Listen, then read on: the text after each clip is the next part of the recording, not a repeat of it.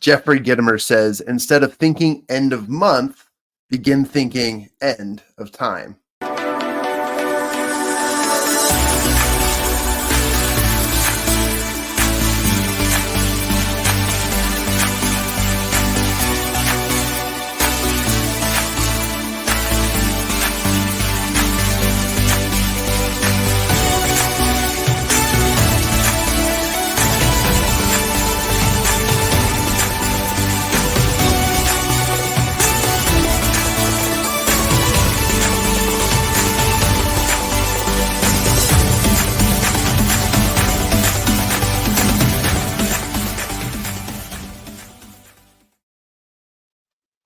Hey everybody, welcome back to another episode of Champion Reads, where we are here to read, review, talk about, and share our opinions about the things we're learning in very awesome bestseller books and books that we just chose to read.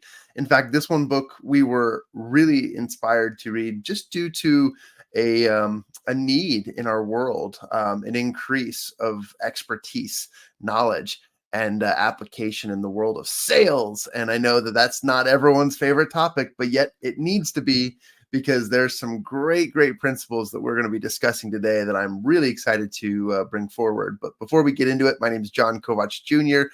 I'm the founder and CEO of Champion Circle, the networking association guided to create lasting relationships and accelerate your results and success and personal and professional growth and development. And I've been asked to host today's session as our team is out and about traveling and doing amazing things. So I've been handed the controls. It's exciting. I have so much power. And joining us today also is Mr. Ian Sturmer, co-producer of the show. He is an author and a coach, and he's currently en route to awesome places throughout the United States. And so we're excited to have Ian here. Followed by also we have Miss Lauren Cobb, one of the executives over at Champion Circle as well. Glad to have both you. And today we are reviewing and talking about this book right here. It's the Little Red Book. The Little Red Book, you say, what color is it? It's red. Why is it red? We're going to talk about that.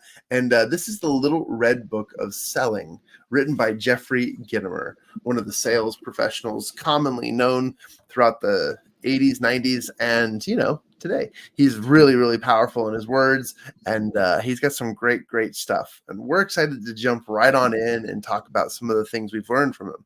I'll read actually one of the first quotes in the Little Red Book, just to give you kind of an idea.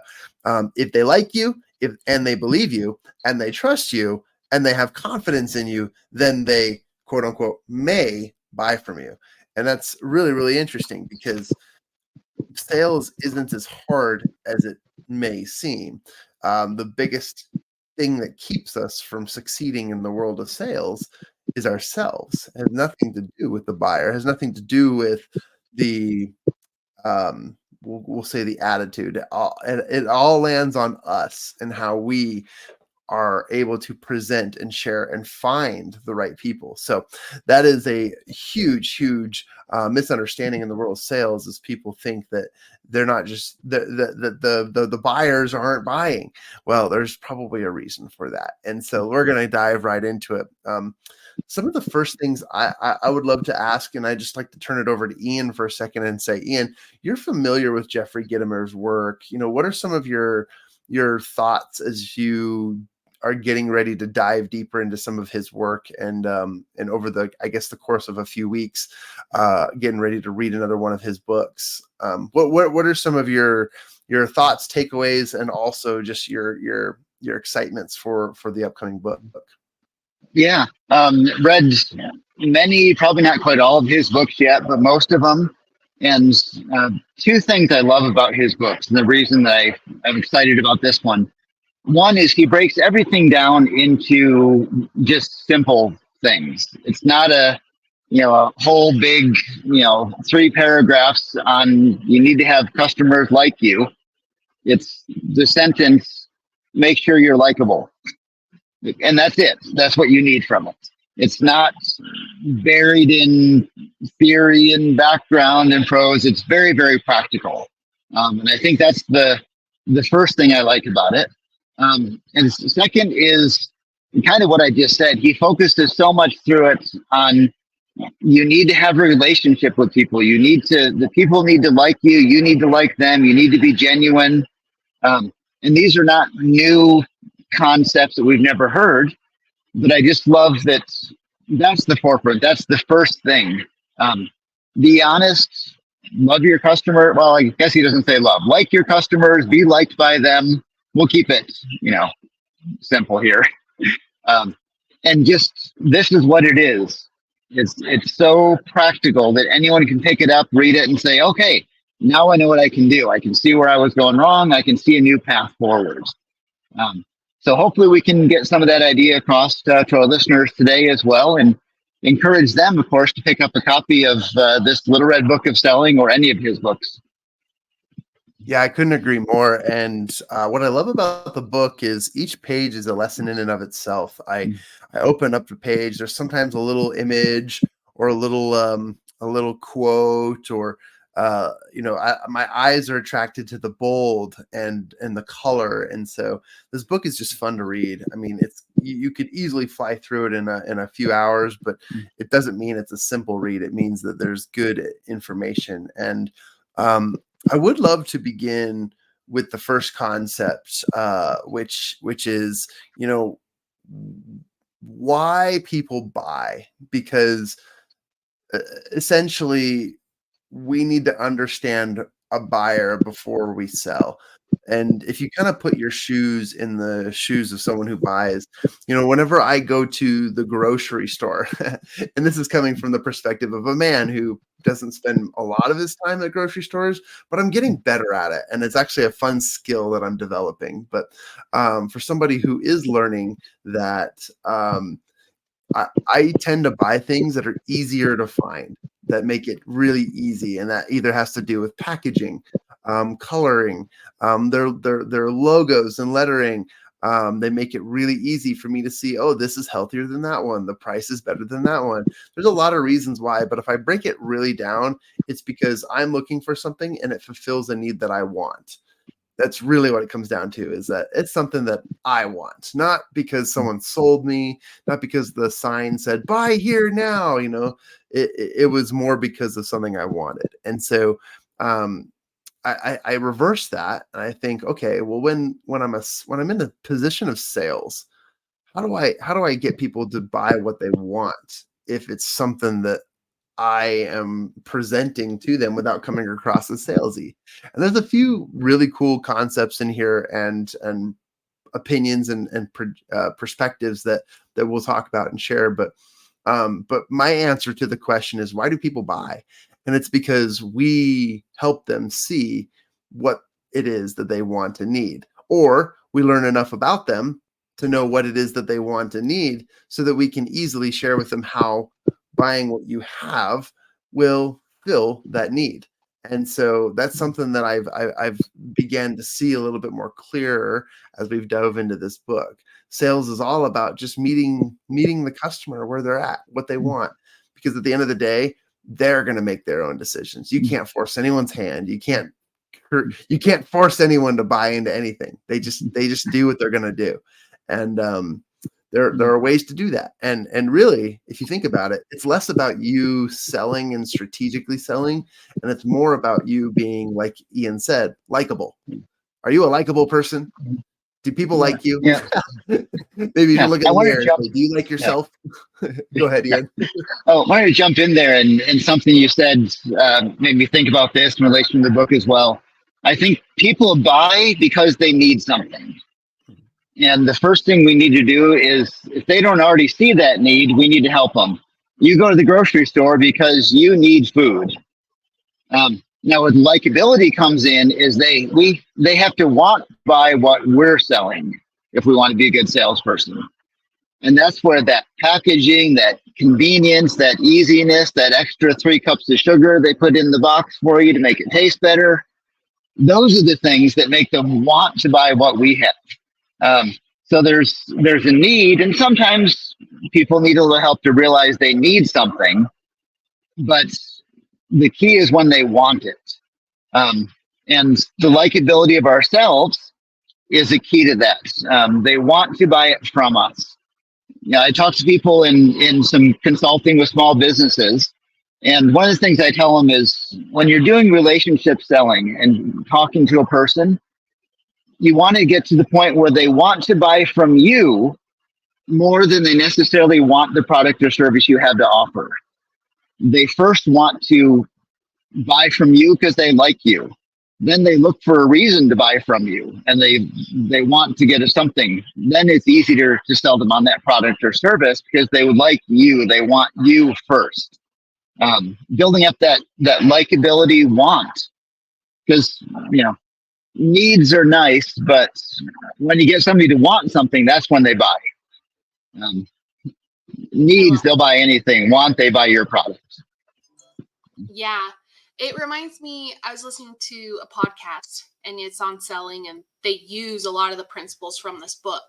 And he was saying, they talk about being genuine. They talk about how you need to obviously be likable, but it's also what people know about you, right? Like you can't just go in there and have your customer know nothing about you, right? You need to build that rapport. Nowadays, a lot of it is social media presence. So they're like, if they see you and they know your brand, they know your face, it's going to be a warmer lead going in. And so you need to portray the same branding. Your, your branding is you, is essentially what it is. So you need to be the same genuine person you are in person as you are online, or they will clearly see through that. And I just thought that was really cool because we all hear about it, like your branding, who you are, but a lot of it is who you know is what we've heard for a long time. And he was saying it's actually what they know about you, who knows you. And so whether that's by word of mouth, whether that's social media, you want them to know who you are. And so I thought that was really fascinating. I think that's one of my favorite quotes from this book is it's not who you know, it's who knows you. Hmm. And Yeah. I think that's so true. I was just thinking as you were talking, if I tell you there's this great new spy thriller out there, movie that you should go watch, or I tell you Harrison Ford has a new movie, which one are you more interested in hearing about? Well, if you like Harrison Ford, hey, I like him. I want to go see the movie. It doesn't matter what it's about as much because you like that guy. Yep. It just hit me, guys, that I'm sitting in a room full of experts in likability, as you guys have both co-authored in a book focused on the likability factor that Dale Carnegie writes in How to Win Friends and Influence People. You, Lauren, Ian, and even William, who's not here today, have all written their own chapters based on this idea of likability. So in that You. case, what's that? And you. And myself, thank you. Let's start with the basics. I mean, I know people probably get tired of hearing this, but there's a reason why we go over them. What makes you likable? And I'll start with a few ideas. Number one, approachable. Like if you look like a bum, no one's gonna feel comfortable walking up to you. There are very few rare people in cases and totally and YouTube channels built off of people who are of no fear, and they walk up to homeless people and they do good deeds. Like there's a reason why they do a good job. It's because 99% of people don't feel like they can approach you if you don't look great. So take care of yourself. Literally take a shower, do your hair, brush your eyebrows. I don't know, do whatever it takes to exactly. Yeah, it's more of a reminder for me, but good idea, Ian. No, I'm just kidding. The next I'll get Exactly. Be approachable, and that may not just mean take a shower, clean up, and look nice. Smelling good is important. There's two things I like to invite people to do. Number one is wear clothing that's approachable. If you wear inappropriate clothing, it's intimidating. If you wear kind of bland clothing, you may blend in like camouflage. Wear clothing that's flattering and satisfying and is approachable. I like to wear a black Something went wrong. Alexis says that something went Sorry, wrong. something No, went Thank wrong. you. Okay, I'll stop saying her name. I like to wear a black t-shirt, and it actually has the writing misfit on it. And the word misfit, it's interesting because I get reactions from people, and people who resonate, people who relate are always like high-fiving me, fist bumping me, saying, "Hey, me too." And they just keep walking. And that's a weird way to get attraction because I'm attracting what I'm wearing. And although those interactions are kind of fun and I like the attention at times, that's not what I'm talking about. I'm talking more of like people who see you and say, "Oh, that looks like a nice face. I can approach and ask for direction." The other thing I was going to say is you wear nicer clothes. Doesn't mean you have to, spend a fortune on clothing, but just wear stuff that's flattering, that makes you approachable, and that makes you look clean and approachable. But the other thing I invite people to always wear is wear a smile. Like when you see people, smile. I forget in public when I have headphones in, when I'm on a mission. I have this resting, worried face. It's not approachable, and my resting, worried face is like I'm in stress. I'm just like looking for something as if I'm seeking golden treasure, and I'll beat up anybody in my path. But really, what it's all about is wearing things that make yourself approachable and likable. So my advice to everybody is wear clothes that make you approachable and wear a smile. Let me ask the group here, what are some of your thoughts and basic foundational principles on being likable? I'll jump in first. I think a big part of being likable is liking the other person. So I think even though, it's like having a smile when you're on the phone. Well, they can't see the smile, but they can hear a smile. If you're talking to somebody and even, a sales presentation, sales one-on-one, and you're thinking, how much money can I get from them? There's some connection there that they can read that and they can see that it's not genuine. And I think when you look at somebody and say, I want to help them, I think I can have something that will make their life better. And in your mind, you like this person, you want this person to be happier. I think people can sense that. When you're being genuine, that you actually care about someone else, they can feel that and they're going to care about you. So putting the other person first, recognizing that sales, and Jeffrey Gitomer talks a lot about this, sales is not about selling something to somebody else. It's about someone else recognizing that their life will be better because of what you have to offer them. And when that's your perspective, I think people are going to like you because they can sense that you genuinely like and care about them. Yeah, I agree with that. I remember first jumping into this space, 4 or 5 years ago when I connected with John and really jumped into this world. I was so concerned about like being overly complimentive and it not being sincere, it coming across not being sincere. And so it's really a mind shift you have to make in yourself. You have to choose, am I really genuine in what I'm saying? You can be genuine saying, "Oh, I love your shirt." It's not just like a fake, like, "Oh, hi, I just want to talk to you" kind of thing.